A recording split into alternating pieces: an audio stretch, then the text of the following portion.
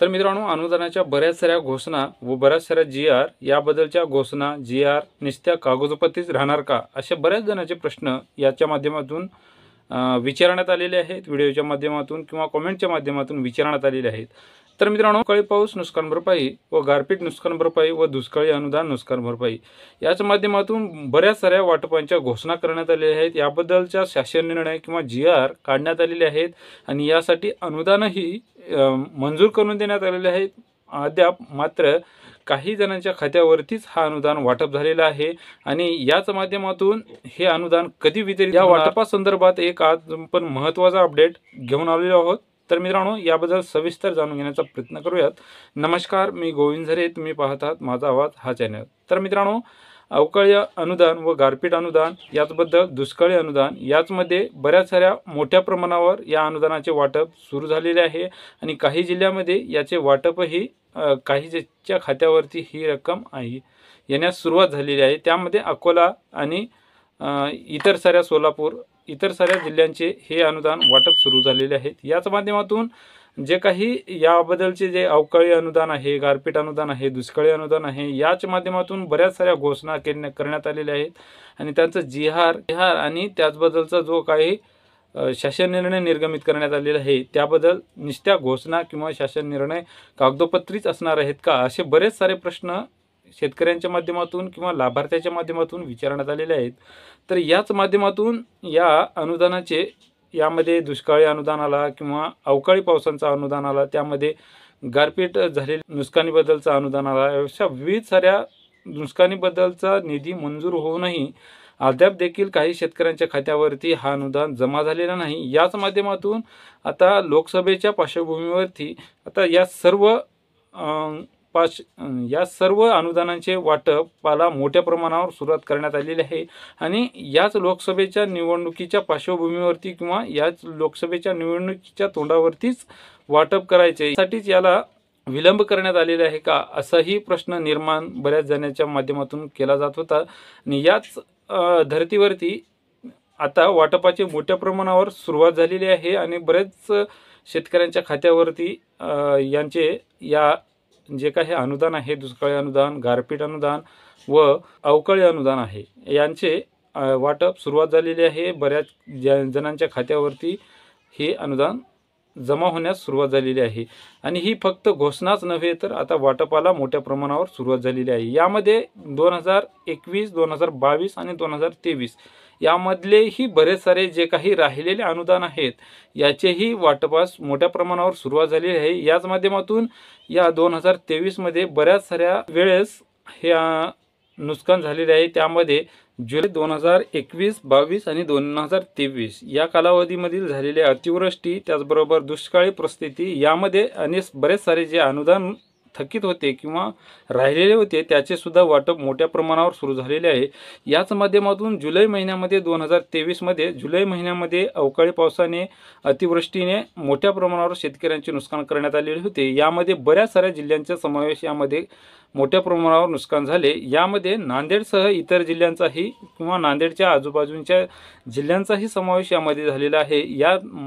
यामध्ये मात्र नांदेड जिल्ह्यांचा यात जुलै 2023च्या अतिवृष्टीमुळे बरेच सारे नुकसान झाले होते आणि मोठ्या प्रमाणावर नुकसान झाले होते। यासाठी नांदेड जिल्ह्यासाठी जवळपास 428 कोटी रुपयांचा निधी तेव्हाच मंजूर करून देण्यात आलेला होता। अद्याप देखील काही शेतकऱ्यांच्या खात्यावरती हा जो निधी आहे अद्याप देखील काही शेतकऱ्यांच्या खात्यावरती अजूनही तो रक्कम जमा झालेली नाही, असेही बऱ्याच शेतकऱ्यांच्या माध्यमातून विचारणा केली जाते आणि ज्यांचे राहिलेले अनुदान जे काही यामध्ये वंचित राहिलेले आहेत त्यांचे अनुदान आता वाटपास सुरुवात झालेली आहे।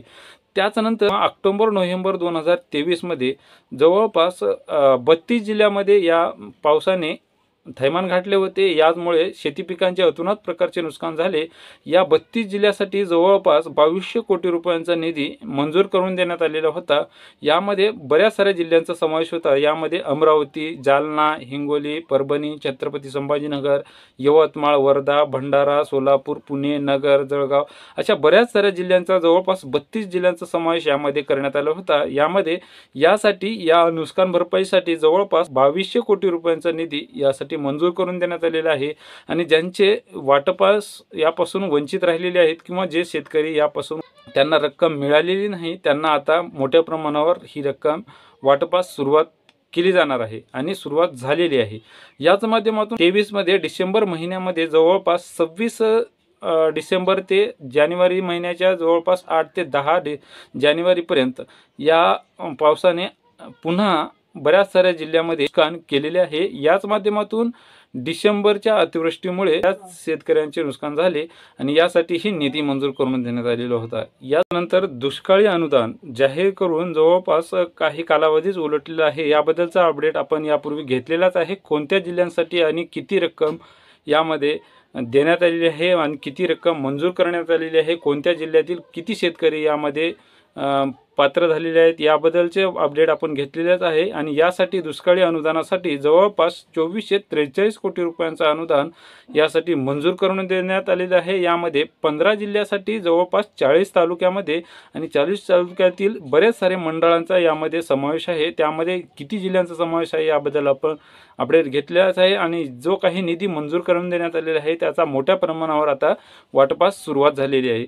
यांच्या माध्यमातून जे काही याद्या सर्व तयार करण्यात आलेल्या आहेत त्यांच्या जे याद्या तुम्ही पाहिलेल्या असेल किंवा न पाहिलेल्या असेल आणि ज्यांची यादीमध्ये नाव आलेले असेल, अद्याप देखील काही शेतकऱ्यांचे ई-KYC पूर्ण झालेले नाही, त्यांना आता या अनुदानापासून वंचित राहावे लागणार आहे।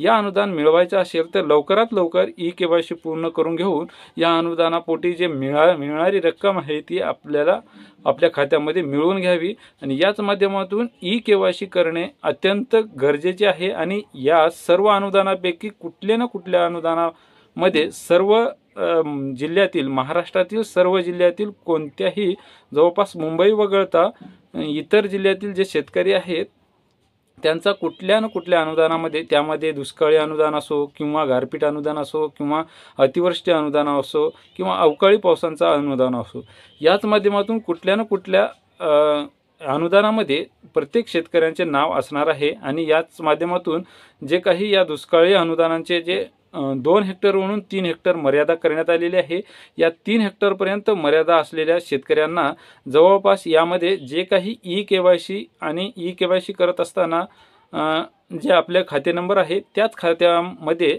दुष्काळी अनुदान असो किंवा पीक विमा असो किंवा इतरही कोणत्याही प्रकारचे अनुदान माध्यमातून हे अनुदान तुमच्या खात्यावरती जमा होणार आहे। पीक पाहणी केलेल्या शेतकऱ्यांना त्यांच्या पिकांच्या आधारावरतीच हा दुष्काळी अनुदान देण्यात येणार आहे आणि त्यांचे हे दुष्काळी अनुदान देत असताना 2 हेक्टरवरून 3 हेक्टर जे क्षेत्र वाढवण्यात आलेले आहे, मर्यादा वाढवण्यात आलेली आहे, 3 हेक्टरपर्यंत त्या शेतकऱ्यांना यांची मदत मिळणार आहे आणि मोठ्या प्रमाणावर यांचे वाटप सुरुवात झालेली आहे। तर मित्रांनो, जे काही मोठ्या प्रमाणामध्ये 2023 यामध्ये दुष्काळी अनुदान, त्याचमध्ये गारपीट अनुदान, अतिवृष्टी अनुदान आणि अवकाळी पावसाचं अनुदान अशा विविध साऱ्या अनुदानांचे वाटप मोठ्या प्रमाणावर सुरुवात झालेली आहे आणि याची माहिती तुम्हाला अवश्य उपयोग पडेल ही आशा करा। बऱ्याच दिवसापासून हे अपडेट आपण घेत होतो, हे अपडेट तुम्हाला अवश्य उपयोग पडेल ही आशा करतो। पुन्हा भेटूयात याच्यात नवीन माहितीसह। तोपर्यंत या चॅनलवर तुम्ही नवीन असाल तर या चॅनलला लाईक करा, सबस्क्राईब करा व बेल आयकॉनची घंटी दाबून वेळोवेळी येणाऱ्या अशाच नवीन व्हिडिओची माहिती मिळवत राहा। पुन्हा भेटूयात अशाच नवीन माहितीसह। तोपर्यंत धन्यवाद।